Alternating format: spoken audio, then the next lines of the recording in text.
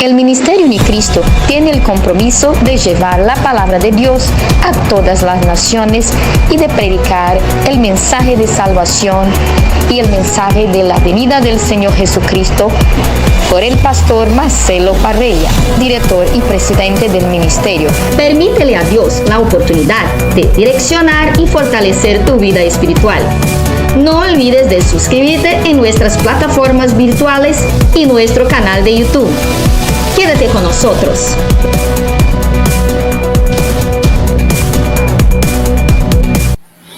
Hola, sean todos bienvenidos a la Escuela de Ministerio Unicristo. Quien les fala es el apóstol Marcelo Parreira. Estamos en un estudio bíblico. Hoy sí estaremos con el pastor, maestro, teólogo, el Odinaldo Aguiar. Él es un hombre de Dios con una trayectoria impresionante. Estamos presentando a todos los pastores de Latinoamérica a un hombre de Dios consagrado, lleno del poder del Espíritu Santo. Sea bienvenido a nuestra sala, pastor. Bienvenido. ¿Cómo está você? Eu estou muito bem e obrigado pelo privilégio de ser entrevistado nesta manhã pelo grande líder, o apóstolo Marcelo, e me coloco à disposição agora para responder as perguntas de dentro do meu ministério de restauração de pastores e cônjuges. Amén. Usted tiene un trabajo maravilloso. Estuve en su casa. Fue una honra, un privilegio estar con você y su familia, ¿no? Ahí yo quería dejar para que você dé el estudio bíblico, ¿no? Sobre lo que sería un líder. Hoy tenemos muchos líderes, ¿no?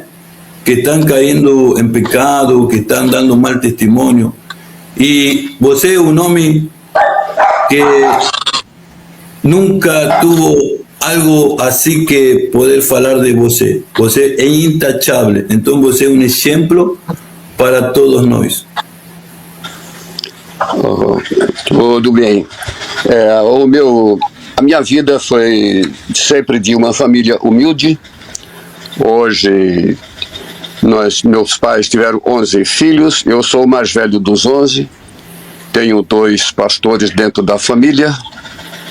E todos eles envolvidos com Cristo. Eu tive uma experiência do meu chamado ministerial, e nesta meu chamado, quando eu cresci, eu falei, quando eu crescer eu quero ajudar pastores e líderes. Então coloquei no meu coração isto. E dentro de ajudar pastores e líderes, uma das áreas principais é a restauração de pastores e cônjuges. E a segunda área, em segunda prioridade, é o discipulado mundial, de Mateus 28. E isto faz parte da minha vida ministerial, hoje. Amém. Eu gostaria de que você me conte um pouco mais sobre como começou o seu ministério, né? Ok. Eu comecei o meu ministério em 1993, em Belo Horizonte. Conheci um pastor chamado David Cornfield, e ele estava envolvido sobre discipulado. E eu fui conhecê-lo, saber o que era isto. E então o David, a partir de 1993, fevereiro, eu chamo do meu segundo tempo do meu ministério pastoral. E ali desenvolvi esse ministério numa igreja onde eu pastorei, Cordovil Congregacional. E desenvolvi esse ministério com a igreja por 21 anos. E depois eu tive que deixar a igreja para me dedicar totalmente a esta área de ministério de apoio a pastores e igrejas, de MAP. E depois disto, entramos em outro ministério, numa equipe executiva da Aliança Brasileira de Pastoreio de Pastores, ABPP. Depois entrei no outro ministério chamado Rever, Restaurando Vidas e Equipando Restauradores. Então, dentro desses 3 grandes ministérios no Brasil e hoje países sul-americanos, então aqui no Rio de Janeiro eu represento esses setores de cuidado pastoral. Esos viajes misionarios, né? Eu sei que o Senhor foi várias vezes a Jerusalém. O que nos pode falar sobre isso? Bom, eu fui missionário do MAP, que é Ministério de Apoio a Pastores e Igrejas, e dentro dessa minha vida ministerial eu tive que buscar aperfeiçoamentos. Então hoje tenho a minha formação de terapeuta familiar sistêmico, de registro, pelo MEC, e tenho outras formações de mentor master, também na área de aconselhamento pastoral profissional, e onde desenvolvo hoje o meu ministério. E tive o privilégio de fazer 2 cursos na Universidade Moriá, em Jerusalém, sobre a área sacerdotal, onde tive a minha formação profissional ali, hoje diplomado nesse setor do sacerdócio ministerial. E aí você, quando fez uma maestria que você me contou, né? Foi muito difícil, né? Me conta sobre isso. Bom, o ministério de todo ele é difícil, qualquer um. E quando você se envolve nesse ministério, você passa por vários obstáculos. E tanto desses obstáculos, uma deles é a minha própria esposa, que hoje está limitada fisicamente, não pode me acompanhar. Sou limitado em algumas viagens, porque não posso deixá-la sozinha. E também tenho o meu ministério na minha denominação, onde eu sou responsável pelo cuidado pastoral. Temos na União das Igrejas Evangélicas Congregacionais do Brasil. O responsável pelo cuidado pastoral está sobre a minha responsabilidade. Então toda a área de crises disciplinares tem que passar pela minha mão. E diante disso eu vejo alguns obstáculos e também a minha idade, que já chega a 81 anos. Mas Deus tem me dado graça. 81 anos, Deus tem me dado graça. Lo tiene bien conservado aí, glória a Deus, parece um Moisés. Já fiz minha caminhada hoje. Glória a Deus. E aí, que conselho pode dar a los pastores? Ok, eu posso sim dar alguns conselhos aos pastores. Por exemplo, hoje a gente está envolvido com muitos pastores e vendo as crises. Eu digo que Satanás tem mais sede em pastores do que Deus. E Satanás hoje ele tenta por tudo tirar o nosso ministério. E com isso a gente já observa que verdadeiramente os pastores estão bem envolvidos com o ministério, mas Satanás está em cima deles. Como podemos ver na situação que estamos vivendo hoje, e eu sei que uma das armas que Satanás teme é a oração. E dentro disto, muitos pastores estão deixando até mesmo de buscar essa vida de compromisso de oração com Deus. E daí vem as falhas ministeriais, onde estamos vivenciando hoje, de caráter pessoal, de corrupção de liderança pastoral, mentiras, ganhos desonestos, brigas, abusos. Então esses fatores são cruciais sobre a vida de um líder pastoral. Então, qual o trabalho que tem que ser feito hoje diante disso? Temos que ter um processo de líderes pastorais que tenham um coração de restauração para pastores. Se nós olharmos hoje dentro do contexto de denominações, são poucas denominações que priorizam a área de cuidado pastoral. Eles cobram muito sobre a vida pastoral, mas quando para investir na liderança pastoral é difícil.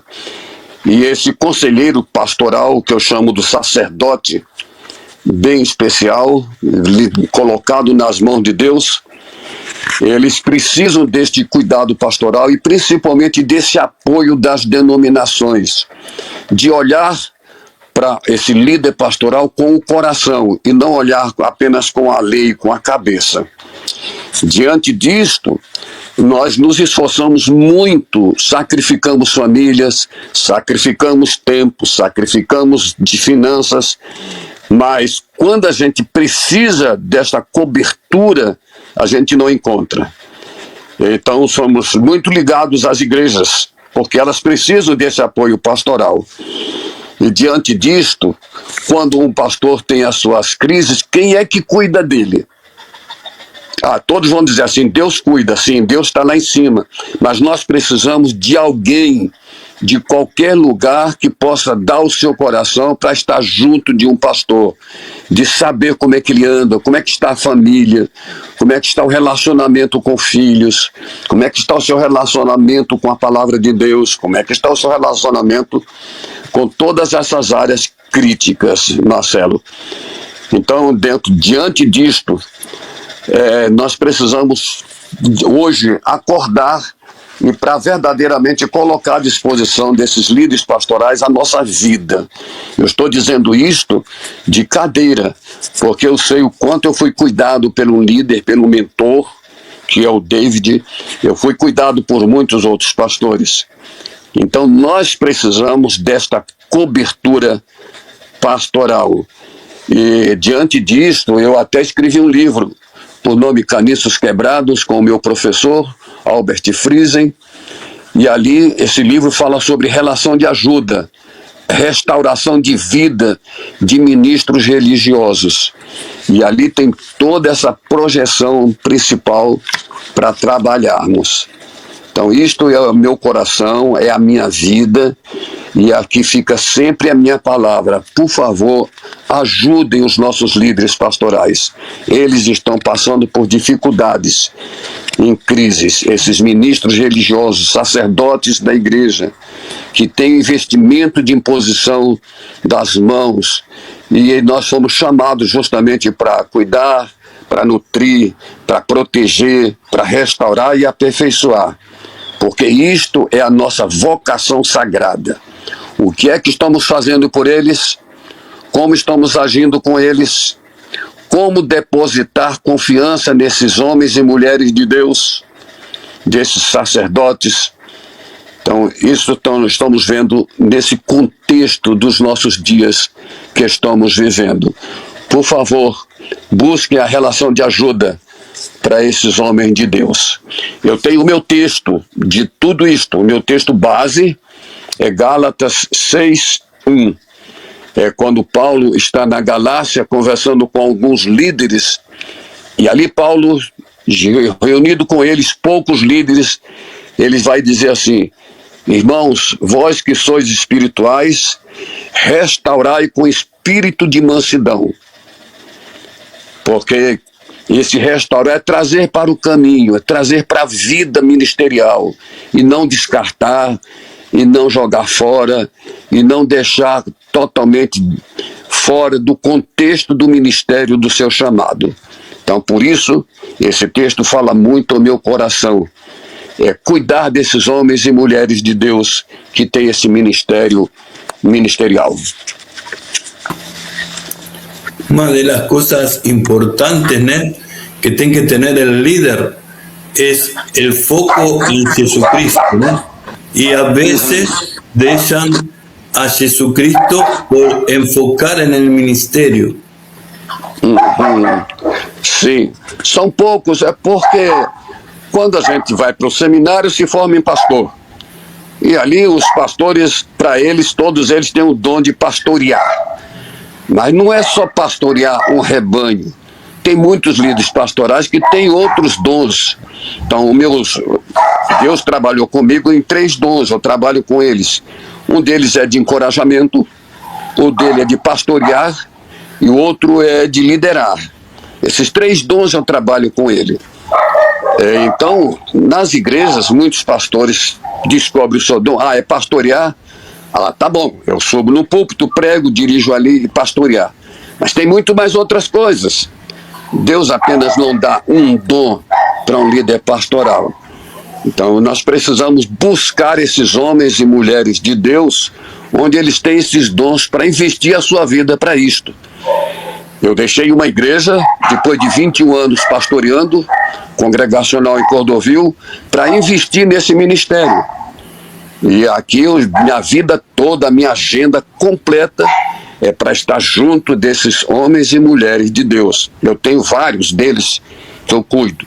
No livro Caniços Quebrados, lá no final, eu conto a história de um pastor. Eu gastei 2 anos para restaurar esse homem de Deus, que ele estava no lixo, totalmente no lixo, pronto para se enforcar, pronto. E por isso que eu coloquei lá na caverna de madeira, era um barraco em cima de uma montanha em que ele buscou esse enforcamento. Eu tenho um irmão que a igreja dele ajudou esse pastor e sabe onde é que ele está hoje, totalmente restaurado, recuperado, cumprindo o ministério de missões, com muito sacrifício, onde Deus deu toda a graça para a vida dele. Mas eu tive que gastar 2 anos com ele, investindo nesse homem e vendo que Deus tinha algo mais para ele.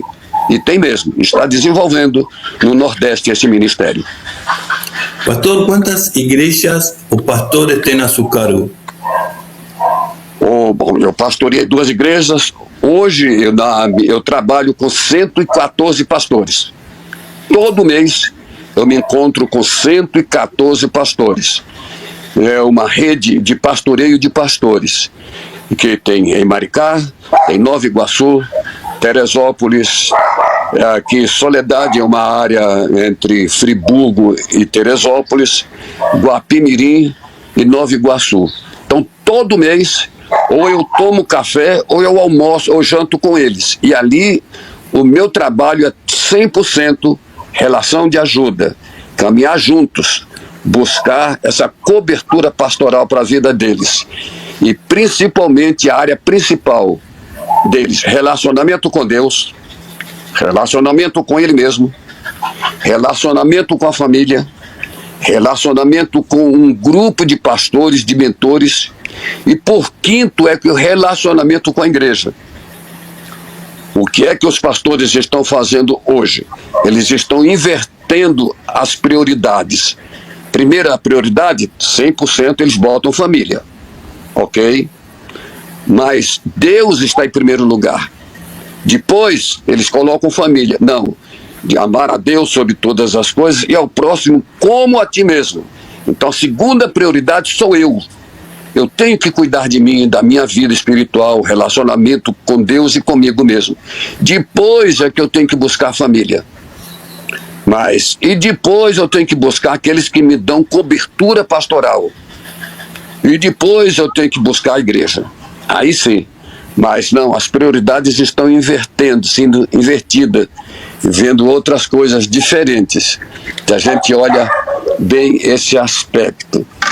E eu digo diante disso porque para Deus liberar o seu poder sobre a nossa vida, que Deus nos concedeu esse poder, nós temos 2 desafios hoje. 2. São 2 áreas que eu posso dizer bem grandes. A primeira área crítica de um líder pastoral são as distrações.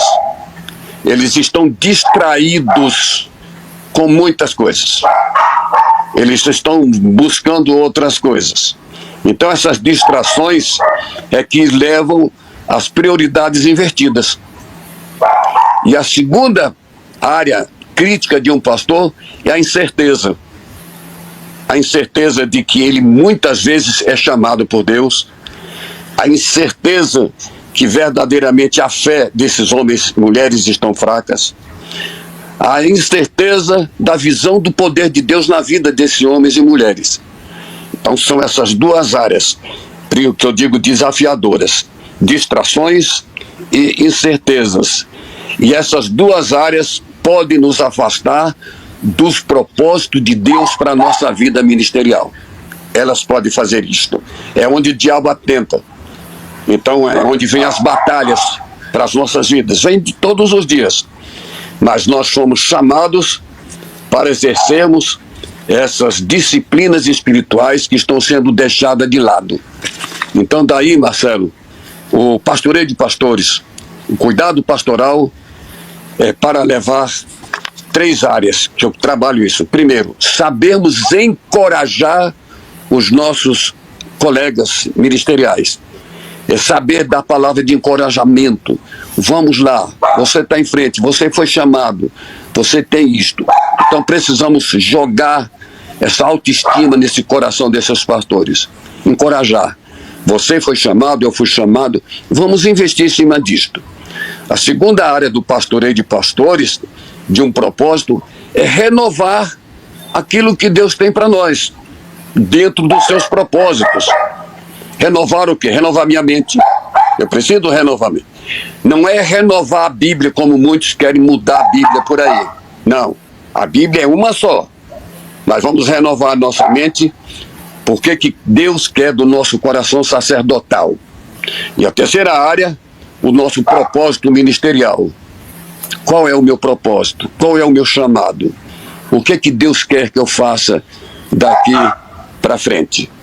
Então, mudar, ver verdadeiramente os propósitos que está dentro do caminho de Deus.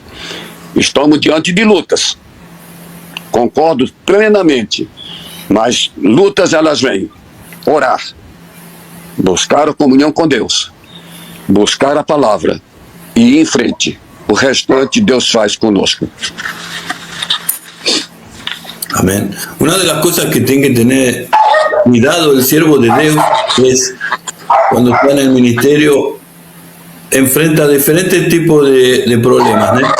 Una de las cosas es el amor al dinero, ¿no? Está preocupado, dependiente al dinero. Y otra cosa es las mujeres. Vienen muchas mujeres con muchos problemas, vienen muchos problemas de separación, de maltrato. Eu sei que o Senhor tem psicólogos, né? Tem um projeto. Poderia falar-me sobre isso? Sim. Eu vou te dar aqui, dentro da minha pesquisa, dos meus trabalhos, dos pastores que já passaram para mim. A área mais crítica hoje, o percentual alto, é justamente adultério pastoral. Está lá em cima. Lá em cima é o adultério pastoral. Então hoje, eu tenho alguns pacientes que eu estou cuidando nessa área, que é o adultério pastoral. Quando a gente fala em adultério pastoral, não é de 2 corpos, um macho e uma fêmea, não. Existe o adultério da palavra. Existe o adultério de outras coisas, tirando o que não é dele para o outro. Essa palavra adultério é bem forte, bem colocada. A segunda área crítica dos pastores hoje é buscar os seus próprios interesses. É a mídia dele. Eu quero estar na mídia, eu sozinho, eu posso fazer tudo sozinho. Se você vai em Eclesiastes 4, de 7 a 12, você vai lá encontrar um homem totalmente solitário. E esse homem totalmente solitário, que não tem pai, não tem mãe, não tem irmão, não tem com quem compartilhar.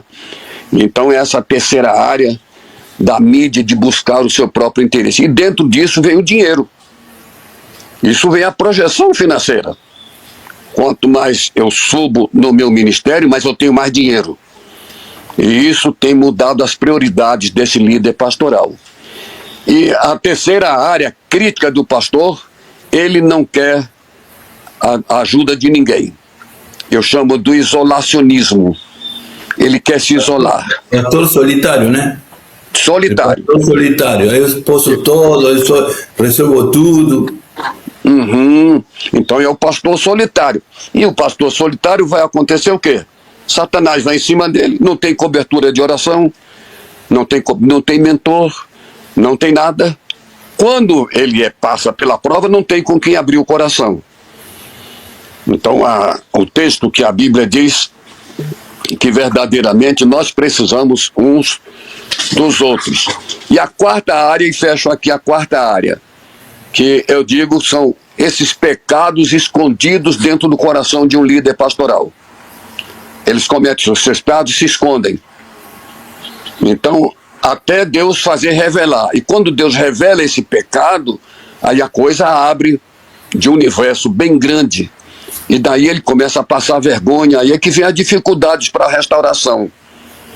E então essa quarta área, que eu chamo quando ele esconde os seus pecados dentro dele, e o texto diz que nós devemos confessar os nossos pecados uns aos outros, e não a todos. Não a todos. Este é um texto mais negligenciado da Bíblia por pastores. Ele não tem com quem abrir o seu coração. Ele não tem alguém de confiança. Ele tem medo de expor a sua crise, o seu deslize, o seu arranhão de caráter. Então ele não tem isto. E com isso ele vai morrendo espiritualmente, com isso ele vai morrendo emocionalmente, e com isso ele vai entrando no estresse e até buscar essa área. Eu poderia dizer uma quinta. Uma quinta é quando pastores não tiram férias.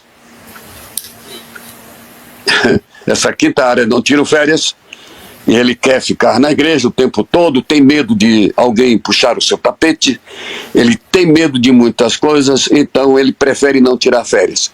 Aí vem a crise da família, aí vem a crise dos filhos, aí vem a crise dele mesmo. Então hoje tem igrejas que o pastor, quando quer fazer tudo sozinho, a igreja, pela sua lei, estatuto, manda ele embora. E agora fica sem salário, fica sem nada, e fica depois aí chorando nas esquinas, pedindo ajuda aos outros colegas. Então essa é uma quinta área, quando ele não tira férias. E ali tem essa que eu chamo de abuso dele mesmo e abuso da denominação, que não ajuda esse pastor a tirar suas férias. Então esse é um quadro. Hay un pastor muy famoso, ¿no? No voy a falar el nombre, mas él se digamos, decir, voy a dejar el ministerio, ¿no?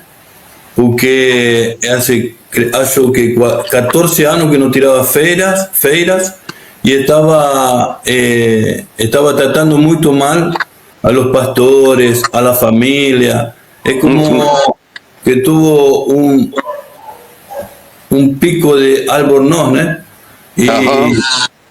Y fue una cosa que lo descompensó en el carácter, estaba muy cansado. Él faló, ahí él se apartó del pastorado, todo. Eso fue un acto valiente, ¿no? De él, de reconocer. Mas tem muchos pastores que no reconocen, como el Señor está falando, y son apartados y después son humillados, y después para restaurarles a él, aí é um trabalho muito forte. Muito desgastante mesmo. É muito desgastante quando a gente pega esse líder pastoral. Eu agora, recentemente, estou trabalhando com... Eu sei porque uma questão é ele que arranha no caráter e que a igreja manda embora. A outra é a igreja que se divide. A outra é a família que não quer mais. Então ele vai atingir vários setores, vários sistemas da vida dele. E daqui a pouco fica ele sozinho.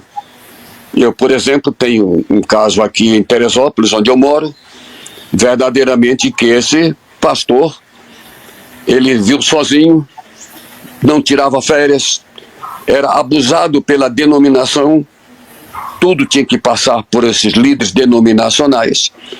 Então o quadro dele foi o quê? Buscar a forca. Então isso aconteceu aqui comigo.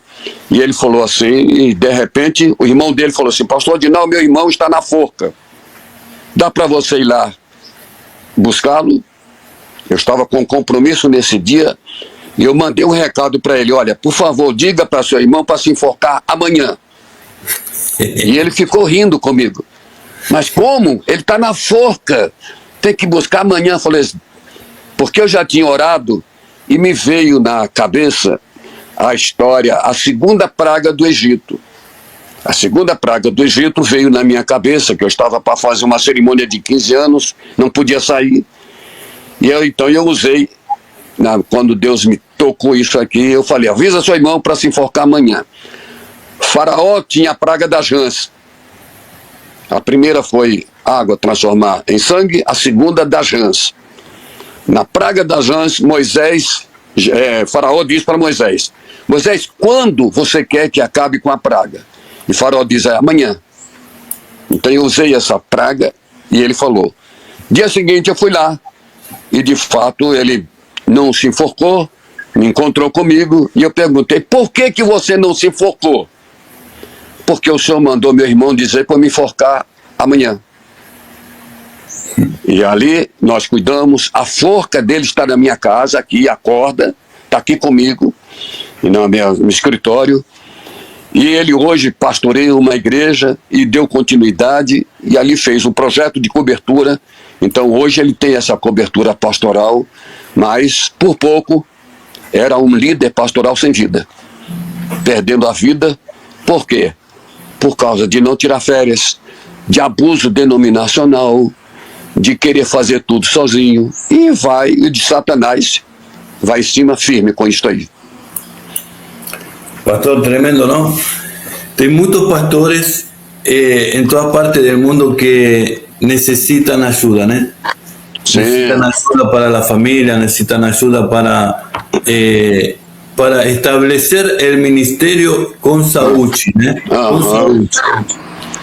Que las personas, para ministrar a otras personas, primero tienen que ser ministrados ellos, tener Sauchi ellos, para poder llevar Sauchi a outras pessoas, verdade? Eu gosto muito do texto, Marcelo, de João 10. Eu digo que Deus nos deu valores espirituais. Deus nos deu para nós essa graça, e eu sei o quanto nós sofremos sobre, mas esses valores espirituais, eles têm que estar em evidência na nossa vida. Eu, quando leio lá João 10, e eu vejo os tipos de pastores que temos hoje.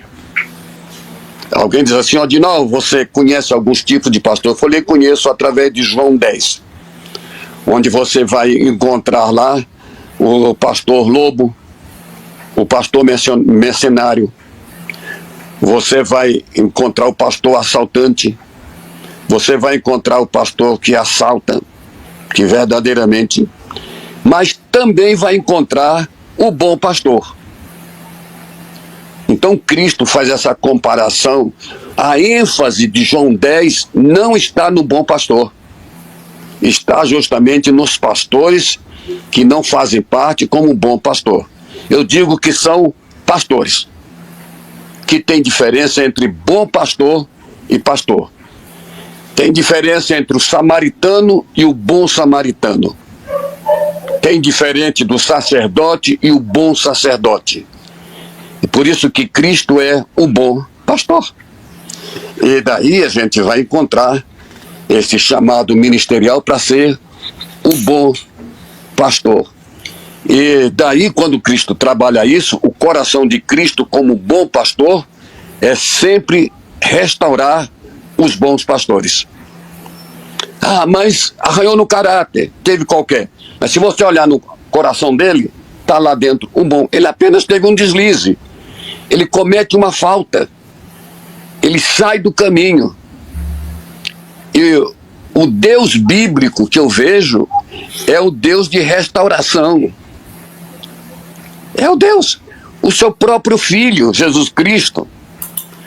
Então, quando um líder pastoral falha, ele é o bom pastor, ele está passando pela sua vida emocional em crise, mas ele precisa de bons pastores. É como Paulo fala lá em Gálatas, olha, vocês que são espirituais.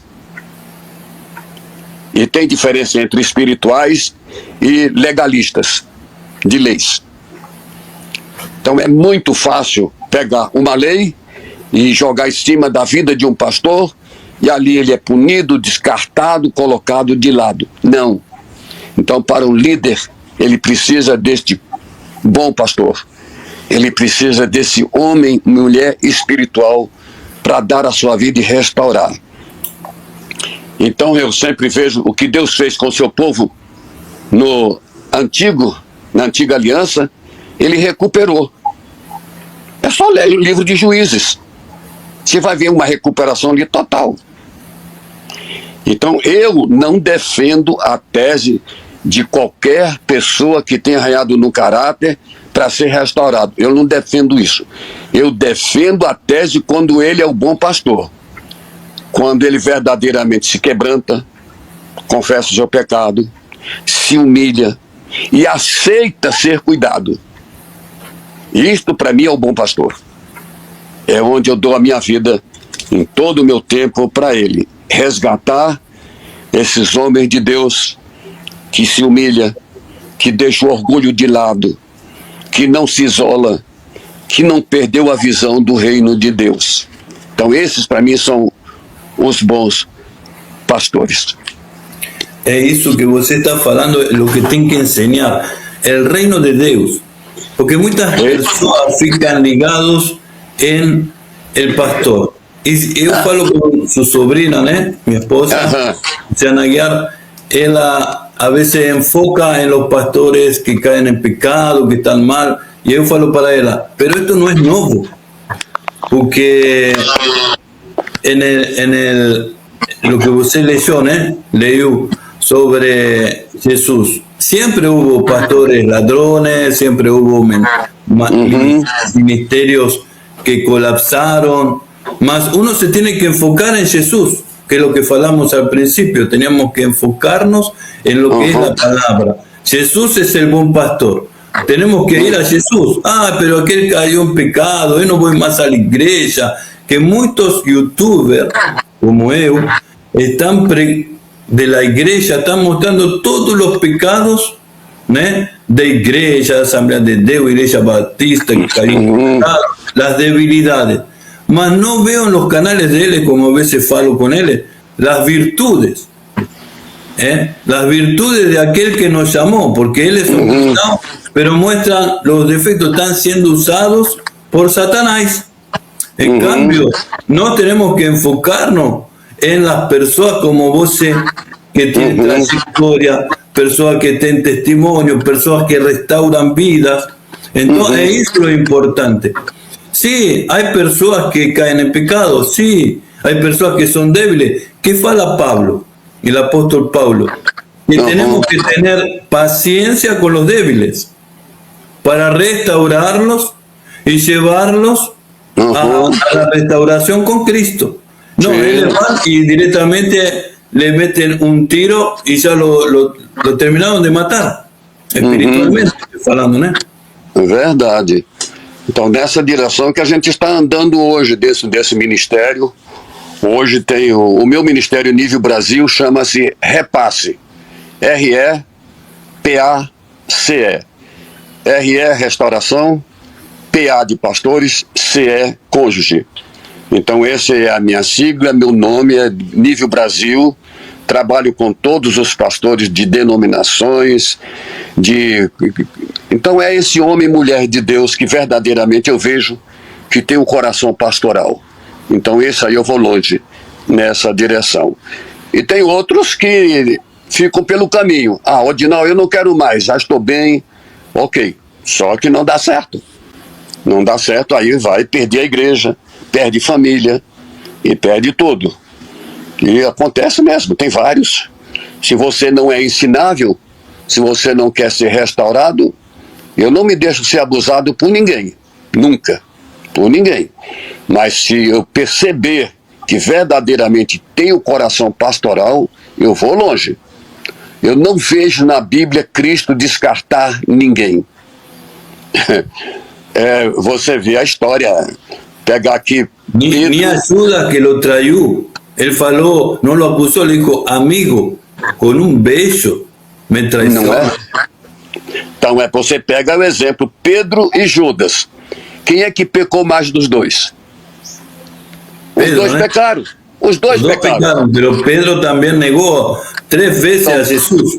Não é? Pedro nega a Jesus, que eu chamo de descaramento. Anda com Cristo 3 anos e depois diz que nunca viu. Isso para mim é descaramento. Tá bom. E Judas traiu. Mas qual a diferença entre Pedro e Judas? É que um se arrepende, um se humilha, um busca ali. E o Judas se enforca. Então é o que acontece. Como muitos que querem se enforcar vão se enforcar. Mas tem os que se arrependem, se humilha, você vai encontrar. E quem foi Pedro depois que Cristo ressuscita? Foi o que vai pastorear os discípulos. Hoje nós somos frutos desse discipulado de Pedro lá atrás. Mas Cristo deixa as lições. Cristo deixa as lições para Pedro. Vai, pastoreia o meu rebanho. O rebanho dele era aqueles 11 com ele. E depois vem até chegar a nós. Tem alguém que brinca muito, apóstolo Marcelo, dizendo assim: se Judas conhecesse o Odinal, ele não tinha se enforcado. Então, de fato, eu dou a minha vida por esses. Quando eles se humilham, quando eles querem. Eu agora recebi na minha casa, no final do mês de março, eu recebi na minha casa um pastor. E ele passou comigo 4 dias. Eu tenho na minha casa o meu setor pastoral. E eu tenho um projeto de 4 dias. Eu não deixo passar de 4 dias porque pode acostumar e querer ficar aqui o resto da vida. Mas ele ficou 4 dias, liberamos. Hoje trabalha semanalmente com ele o mentoreamento, cobertura pastoral, para fazer a restauração. Ele não é do Rio de Janeiro, ele é de fora. Então isso tudo faz parte do meu ministério de restauração de pastores e cônjuges. E deixo aqui com todos, se você quiser ajuda nessa direção, você conte comigo, que é o meu chamado. Estou à sua disposição e cumprir verdadeiramente as tarefas. Pastor, estamos llegando al final del programa, pero te voy a dejar con las consideraciones finales. Voy a salir de la sala y usted se va a dirigir a todos los pastores, ministros, misionarios que están aquí en el live con una palabra ministerial para eles. Amém? Ok.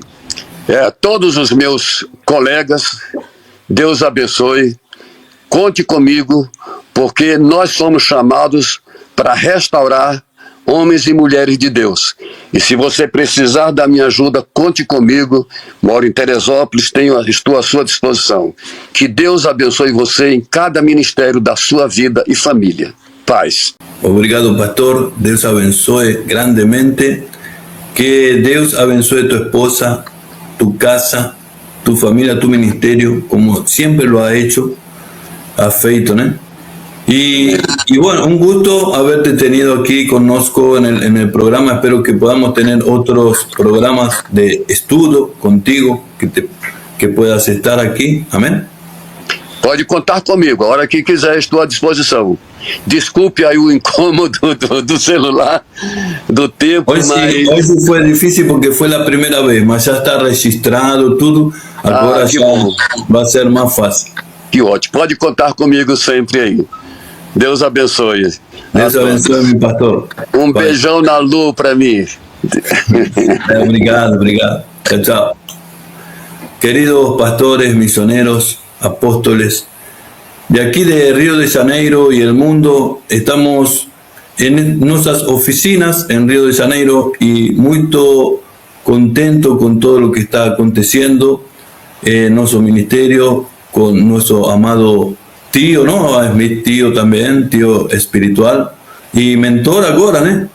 Entonces espero que vocês hayan disfrutado de este estudio bíblico, de este testimonio, amén, y que puedan compartir a sus iglesias, a sus discípulos, a sus obreros, pastores, obreros, misionarios que estén en contacto en redes sociales, Facebook, WhatsApp, grupos de WhatsApp. Envíen este video. Mañana el canal Marcelo Parrelia va a estar editado y você compartirle a partir de amanhã. Amén. Deus abençoe a todos vocês.